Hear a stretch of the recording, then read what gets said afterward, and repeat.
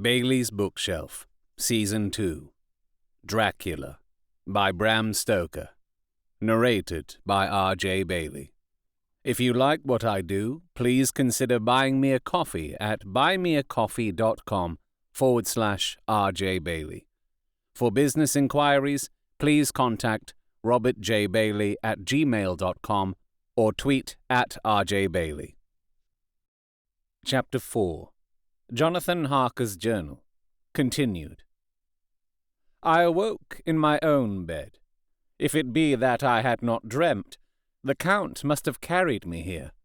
I tried to satisfy myself on the subject, but could not arrive at any unquestionable result. To be sure, there were certain small evidences, such as that my clothes were folded and laid by in a manner which was not my habit. My watch was still unwound, and I am rigorously accustomed to wind it the last thing before going to bed, and many such details. But these things are no proof, for they may have been evidences that my mind was not as usual, and, from some cause or another, I had certainly been much upset. I must watch for proof. Of one thing I am glad. If it was that the Count carried me here and undressed me, he must have been hurried in his task, for my pockets are intact. I am sure this diary would have been a mystery to him, which he would not have brooked. He would have taken or destroyed it. As I look round this room, although it had been to me so full of fear, it is now a sort of sanctuary, for nothing can be more dreadful than those awful women who are, waiting to suck my blood. 18 May. I have been down to look at that room again in daylight, for I must know the truth. When I got to the doorway, at the top of the stairs, I found it closed. It had been so forcibly driven against the jamb that part of the woodwork was splintered. I could see that the bolt of the lock had not been shot, but the door is fastened from the inside. I fear it was no dream, and must act on this surmise. 19 May. I am surely in the toils. Last night the Count asked me in the suavest tones to write 3 letters, one saying that my work here was nearly done, and that I should start for home within a few days, another that I was starting on the next morning from the time of the letter, and the third that I had left the castle and arrived in Bistritz. I would fain have rebelled, but felt that in the present state of things it would be madness to quarrel openly with the Count, whilst I am so absolutely in his power, and to refuse would be to excite his suspicion and to arouse his anger. He knows that I know too much, and that I must not live, lest I be dangerous to him. My only chance is to prolong my opportunities. Something may occur which will give me a chance to escape. I saw in his eyes something of that gathering wrath which was manifest when he hurled that fair woman from him. He explained to me that posts were few and uncertain, and that my writing now would ensure ease of mind to my friends, and he assured me with so much impressiveness that he would countermand the later letters, which would be held over in Bistritz, until due time in case chance would admit of my prolonging my stay, that to oppose him would have been to create new suspicion. I therefore pretended to fall in with his views, and asked him what dates I should put on the letters. He calculated a minute, and then said, "The first should be June 12, the second June 19, and the third June 29. I know now the span of my life. God help me." 28 May. There is a chance of escape, or at any rate of being able to send word home. A band of Szgany have come to the castle, and are encamped in the courtyard. These Szgany are gypsies. I have notes on them in my book. They are peculiar to this part of the world, though allied to the ordinary gypsies all the world over. There are thousands of them in Hungary and Transylvania, who are almost outside all law. They attach themselves as a rule to some great noble or boyar, and call themselves by his name.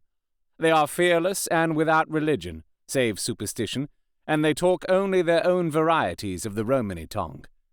I shall write some letters home, and shall try to get them to have them posted. I have already spoken them through my window, to begin acquaintanceship. They took their hats off and made obeisance, and many signs, which, however, I could not understand any more than I could their spoken language. I have written the letters. Mina's is in shorthand, and I simply ask Mr. Hawkins to communicate with her. To her I have explained my situation, but without the horrors which I may only surmise. It would shock and frighten her to death were I to expose my heart to her. Should the letters not carry, then the Count shall not yet know my secret or the extent of my knowledge. I have given the letters. I threw them through the bars of my window with a gold piece, and made what signs I could to have them posted.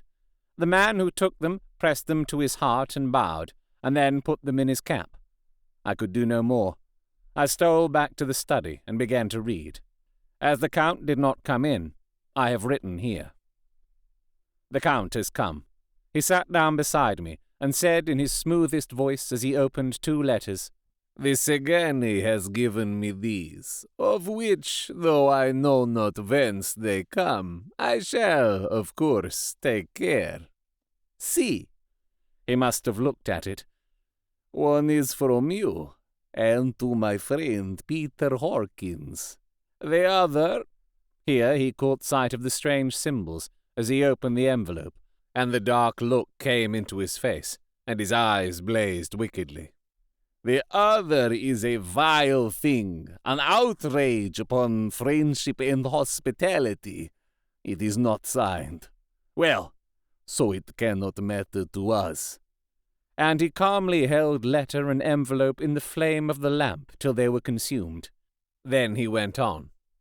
"The letter to Hawkins, that I shall, of course, send on, since it is yours.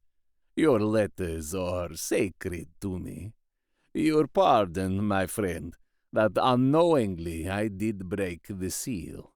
Will you not cover it again?"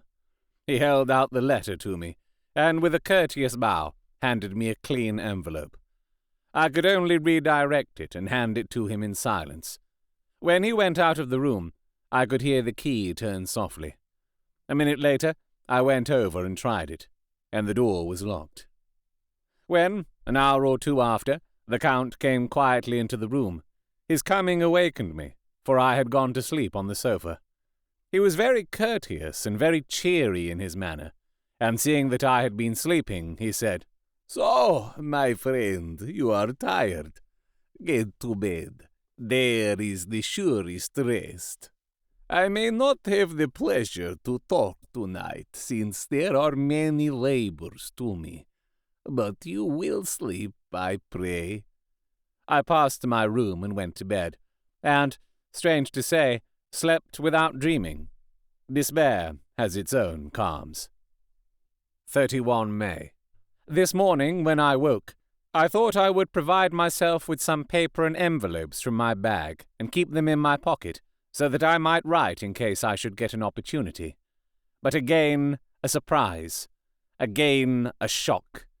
Every scrap of paper was gone, and with it all my notes, my memoranda relating to railways and travel, my letter of credit, in fact, all that might be useful to me were I once outside the castle.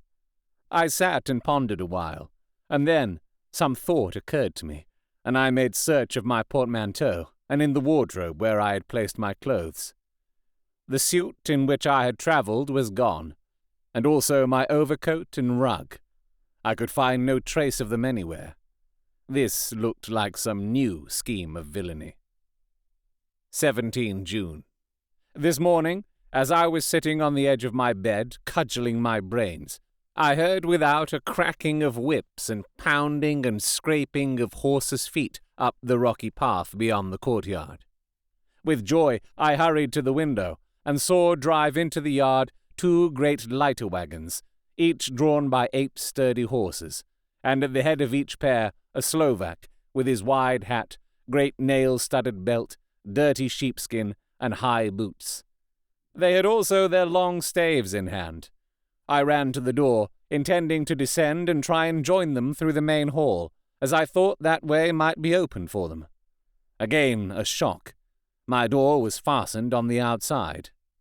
Then I ran to the window and cried to them. They looked up at me, stupidly, and pointed, but just then the hetman of the Sageni came out, and seeing them pointing to my window, said something, at which they laughed. Henceforth, no effort of mine, no piteous cry or agonized entreaty, would make them even look at me. They resolutely turned away. The lighter wagons contained great square boxes, with handles of thick rope. These were evidently empty by the ease with which the Slovaks handled them, and by their resonance, as they were roughly moved. When they were all unloaded and packed into a great heap in one corner of the yard, the Slovaks were given some money by the Sagani, and spitting on it for luck, lazily went each to his horse's head. Shortly afterwards, I heard the cracking of their whips die away in the distance. 24 June. Before morning. Last night the Count left me early, and locked himself into his own room. As soon as I dared, I ran up the winding stair and looked out of the window, which opened south. I thought I would watch for the Count, for there is something going on. The Sagani are quartered somewhere in the castle, and are doing work of some kind. I know it, for now and then I hear a far-away muffled sound, as of mattock and spade, and, whatever it is, it must be the end of some ruthless villainy. I had been at the window somewhat less than half an hour, when I saw something coming out of the Count's window. I drew back and watched carefully, and saw the whole man emerge. It was a new shock to me to find that he had on the suit of clothes which I had worn whilst travelling here, and slung over his shoulder the terrible bag which I had seen the women take away. There could be no doubt as to his quest, and in my garb too. This, then, is his new scheme of evil, that he will allow others to see me, as they think, so that he may both leave evidence that I have been seen in the towns or villages posting my own letters, and that any wickedness which he may do shall, by the local people, be attributed to me. It makes me rage to think that this can go on, and whilst I am shut up here, a veritable prisoner, but without that protection of the law which is even a criminal's right and consolation. I thought I would watch for the Count's return, and for a long time sat doggedly at the window. Then I began to notice that there were some quaint little specks floating in the rays of the moonlight. They were like the tiniest grains of dust, and they whirled round and gathered in clusters in a nebulous sort of way. I watched them with a sense of soothing, and a sort of calm stole over me. I leaned back in the embrasure in a more comfortable position, so that I could enjoy more fully the aerial gambolling. Something made me start up, a low, piteous howling of dogs, somewhere far below in the valley, which was hidden from my sight. Louder it seemed to ring in my ears, and the floating motes of dust to take new shapes to the sound as they danced in the moonlight. I felt myself struggling to awake to some call of my instincts. Nay, my very soul was struggling, and my half-remembered sensibilities were striving to answer the call. I was becoming hypnotized. Quicker and quicker danced the dust. The moonbeams seemed to quiver as they went by me into the mass of gloom beyond. More and more they gathered, till they seemed to take dim phantom shapes. And then I started, broad awake and in full possession of my senses, and ran screaming from the place. The phantom shapes, which were becoming gradually materialized from the moonbeams, were those of the 3 ghostly women to whom I was doomed. I fled, and felt somewhat safer in my own room, where there was no moonlight, and where the lamp was burning brightly. When a couple of hours had passed, I heard something stirring in the Count's room, something like a sharp wail quickly suppressed, and then there was silence, deep, awful silence, which chilled me.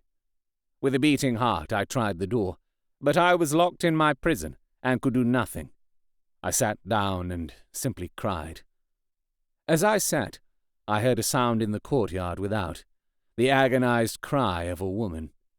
I rushed to the window, and throwing it up, peered out between the bars. There, indeed, was a woman with dishevelled hair, holding her hands over her heart, as one distressed with running. She was leaning against a corner of the gateway. When she saw my face at the window, she threw herself forward and shouted in a voice laden with menace, "Monster, give me my child!" She threw herself on her knees and, raising up her hands, cried the same words in tones which wrung my heart. Then she tore her hair and beat her breast, and abandoned herself to all the violences of extravagant emotion. Finally, she threw herself forward, and though I could not see her, I could hear the beating of her naked hands against the door. Somewhere high overhead, probably on the tower, I heard the voice of the Count calling in his harsh metallic whisper. His call seemed to be answered from far and wide by the howling of wolves. Before many minutes had passed, a pack of them poured, like a pent-up dam when liberated, through the wide entrance into the courtyard. There was no cry from the woman, and the howling of the wolves was but short. Before long, they streamed away singly, licking their lips. I could not pity her, for I knew now what had become of her child, and she was better dead. What shall I do? What can I do? How can I escape from this dreadful thing of night and gloom and fear? 25th June, morning. No man knows till he has suffered from the night how sweet and how dear to his heart and eye the morning can be. When the sun grew so high this morning that it struck the top of the great gateway opposite my window, the high spot which it touched seemed to me as if the dove from the ark had lighted there. My fear fell from me, as if it had been a vaporous garment which dissolved in the warmth. I must take action of some sort whilst the courage of the day is upon me. Last night one of my post-dated letters went to post, the first of that fatal series which is to blot out the very traces of my existence from the earth. Let me not think of it. Action. It has always been at night-time that I have been molested or threatened, or in some way in danger or in fear. I have not yet seen the Count in the daylight. Can it be that he sleeps when others wake, that he may be awake whilst they sleep? If I could only get into his room! But there is no possible way. The door is always locked. No way for me. Yes, there is a way if one dares to take it. Where his body has gone, why may not another body go? I have seen him myself crawl from his window. Why should I not imitate him and go in by his window? The chances are desperate, but my need is more desperate still. I shall risk it. At the worst it can only be death, and a man's death is not a calf's, and the dreaded hereafter may still be open to me. God help me in my task. Goodbye, Mina, if I fail. Goodbye, my faithful friend and second father. Goodbye all, and last of all, Mina. Same day. Later. I have made the effort, and God, helping me, have come safely back to this room. I must put down every detail in order. I went whilst my courage was fresh, straight to the window on the south side, and at once got outside on the narrow ledge of stone which runs around the building on this side. The stones are big and roughly cut, and the mortar has by process of time been washed away between them. I took off my boots and ventured out on the desperate way. I looked down once so as to make sure that a sudden glimpse of the awful depth would not overcome me, but after that kept my eyes away from it. I knew pretty well the direction and distance of the Count's window, and made for it as well as I could, having regard to the opportunities available. I did not feel dizzy. I suppose I was too excited, and the time seemed ridiculously short till I found myself standing on the window-sill and trying to raise up the sash.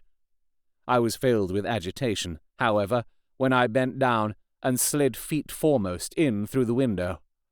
Then I looked around for the Count, but, with surprise and gladness, made a discovery.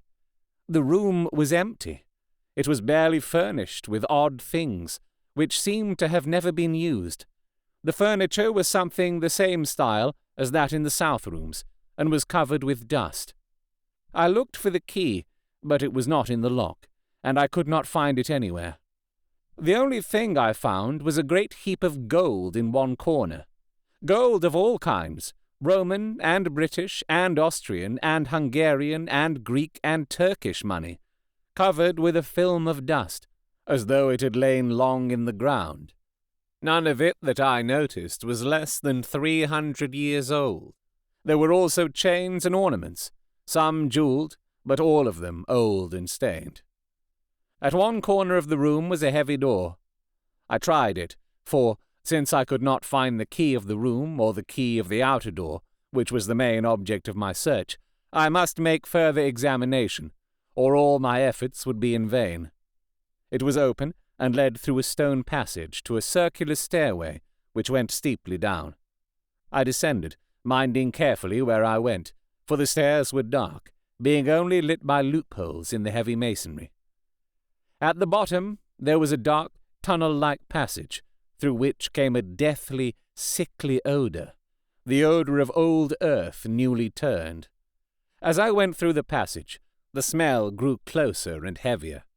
At last I pulled open a heavy door which stood ajar, and found myself in an old, ruined chapel, which had evidently been used as a graveyard.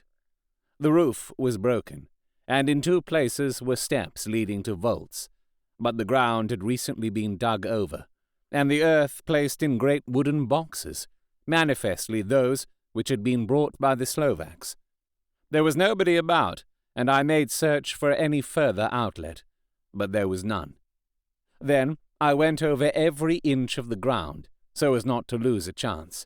I went down even into the vaults, where the dim light struggled, although to do so was a dread to my very soul. Into 2 of these I went, but saw nothing except fragments of old coffins and piles of dust. In the 3rd, however, I made a discovery. There, in one of the great boxes, of which there were 50 in all, on a pile of newly dug earth, lay the Count. He was either dead or asleep, I could not say which, for his eyes were open and stony, but without the glassiness of death, and the cheeks had the warmth of life through all their pallor. The lips were as red as ever, but there was no sign of movement, no pulse, no breath, no beating of the heart. I bent over him and tried to find any sign of life, but in vain. He could not have lain there long, for the earthy smell would have passed away in a few hours. By the side of the box was its cover, pierced with holes here and there. I thought he might have the keys on him, but when I went to search I saw the dead eyes, and in them, dead though they were, such a look of hate, though unconscious of me or my presence, that I fled from the place, and, leaving the Count's room by the window, crawled again up the castle wall. Regaining my room, I threw myself panting upon the bed, and tried to think. 29 June. Today is the date of my last letter, and the Count has taken steps to prove that it was genuine, for again I saw him leave the castle by the same window, and in my clothes. As he went down the wall, lizard fashion, I wished I had a gun or some lethal weapon, that I might destroy him, but I fear that no weapon wrought alone by man's hand would have any effect on him. I dared not wait to see him return, for I feared to see those weird sisters. I came back to the library, and read there till I fell asleep. I was awakened by the Count, who looked at me as grimly as a man can look, as he said, "Tomorrow, my friend, we must part. You return to your beautiful England, I to some work which may have such an end that we may never meet. Your letter home has been dispatched. Tomorrow I shall not be here, but all shall be ready for your journey. In the morning come the Sigeni, who have some labours of their own here, and also come some Slovaks. When they have gone, my carriage shall come for you, and shall bear you to the Borgo Pass, to meet the diligence from Bukovina to Bistritz. But I am in hopes that I shall see more of you at Castle Dracula." I suspected him, and determined to test his sincerity. Sincerity.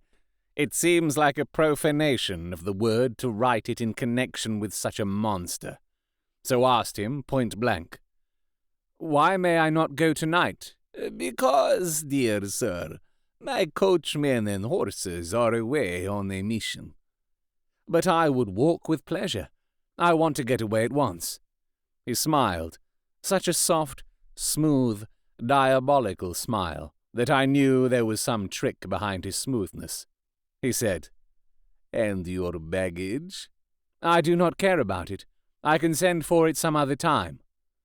The Count stood up and said, with a sweet courtesy which made me rub my eyes, it seemed so real, "You English have a saying which is close to my heart, for its spirit is that which rules our boyars. Welcome the coming, speed the parting guest. Come with me, my dear young friend. Not an hour shall you wait in my house against your will, though sad am I at your going, and that you so suddenly desire it. Come." With a stately gravity, he, with the lamp, preceded me down the stairs and along the hall. Suddenly, he stopped. "Hark!" Close at hand came the howling of many wolves. It was almost as if the sound sprang up at the rising of his hand, just as the music of a great orchestra seems to leap under the baton of the conductor.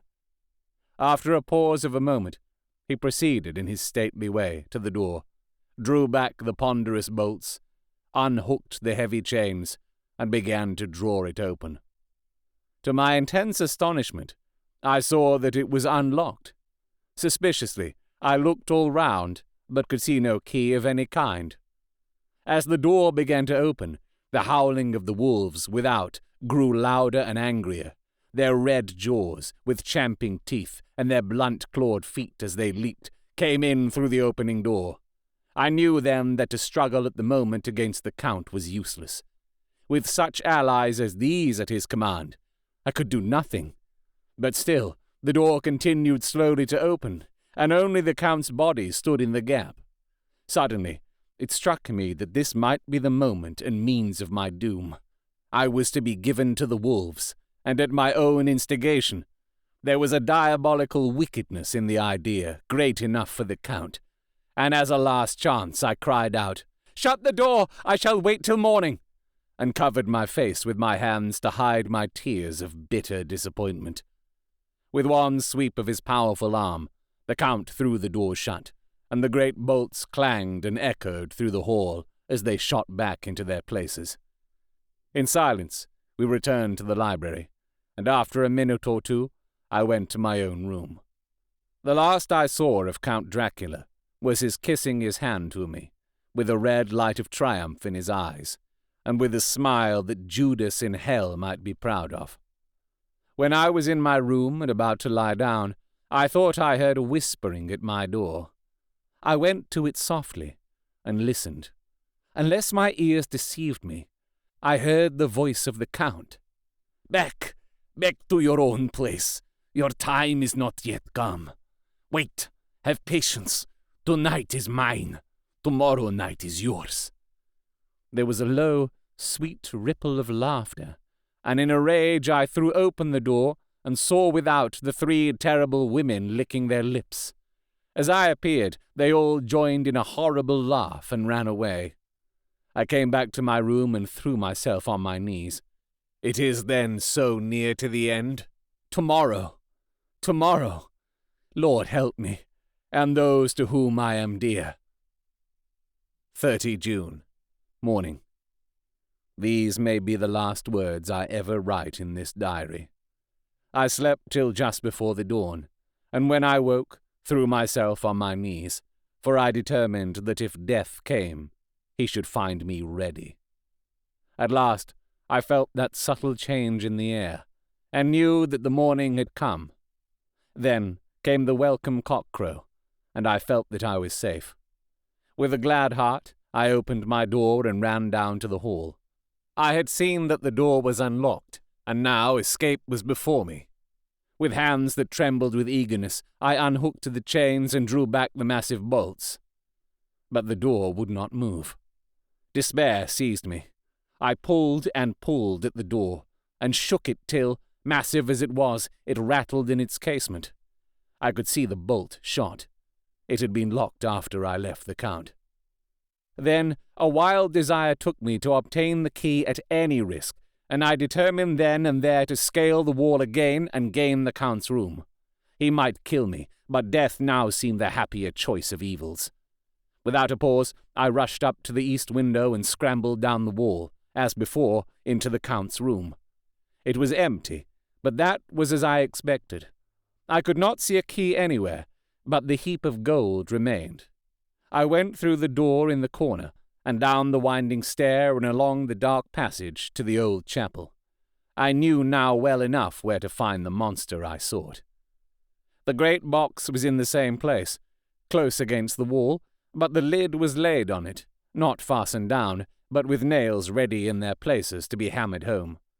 I knew I must reach the body for the key, so I raised the lid and laid it back against the wall. And then I saw something which filled my very soul with horror.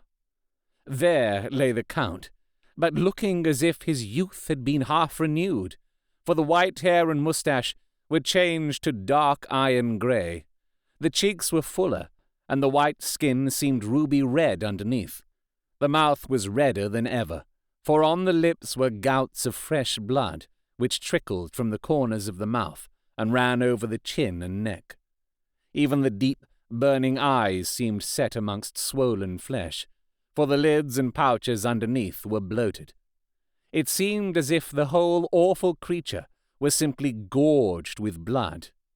He lay like a filthy leech, exhausted with his repletion. I shuddered as I bent over to touch him, and every sense in me revolted at the contact. But I had to search, or I was lost. The coming night might see my own body a banquet in a similar way to those horrid three. I felt all over the body, but no sign could I find of the key. Then I stopped and looked at the Count. There was a mocking smile on the bloated face, which seemed to drive me mad.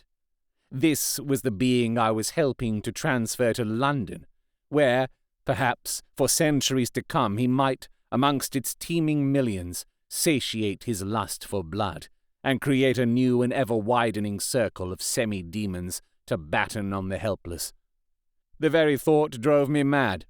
A terrible desire came upon me to rid the world of such a monster. There was no lethal weapon at hand, but I seized a shovel which the workmen had been using to fill the cases, and, lifting it high, struck with the edge downward at the hateful face. But as I did so, the head turned, and the eyes fell full upon me, with all their blaze of basilisk horror. The sight seemed to paralyze me, and the shovel turned in my hand and glanced from the face, merely making a deep gash above the forehead. The shovel fell from my hand across the box, and as I pulled it away, the flange of the blade caught the edge of the lid, which fell over again, and hid the horrid thing from my sight. The last glimpse I had was of the bloated face, blood-stained and fixed with a grin of malice which would have held its own in the nethermost hell. I thought and thought what should be my next move, but my brain seemed on fire, and I waited with a despairing feeling growing over me.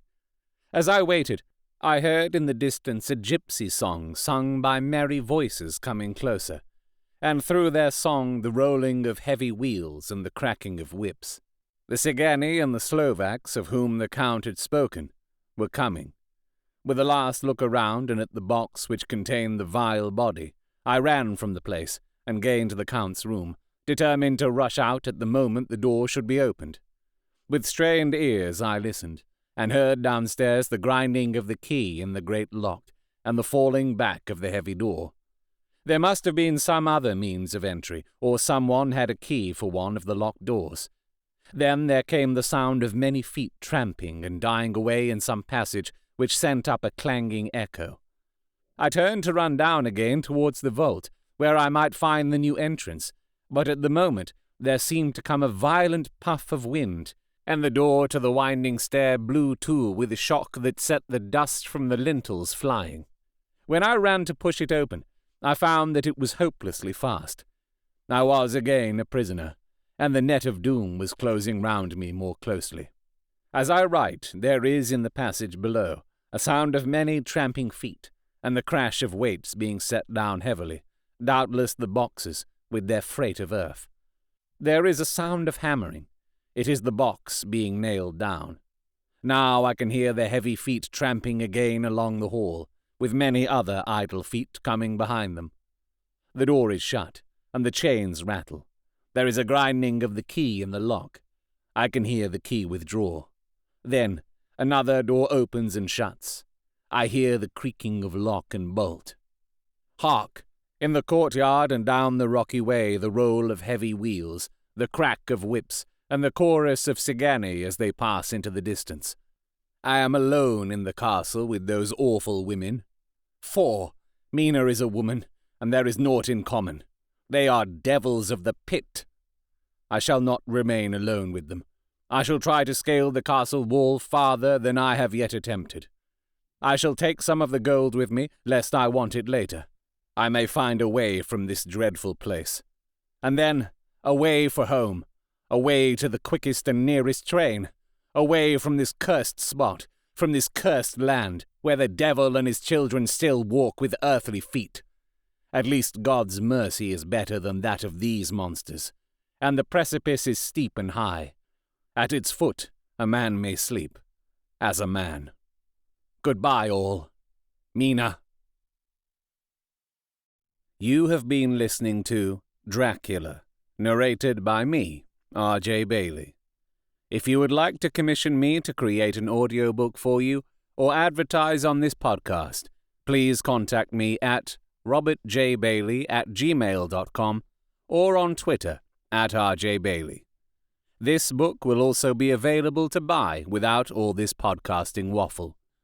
If this was a live recording at a free event and you thought, hey, I'd like to buy that guy a decaf oat milk latte after the show, you can do so at buymeacoffee.com/RJBailey. All donations go towards making next season's audiobook, and literally coffee.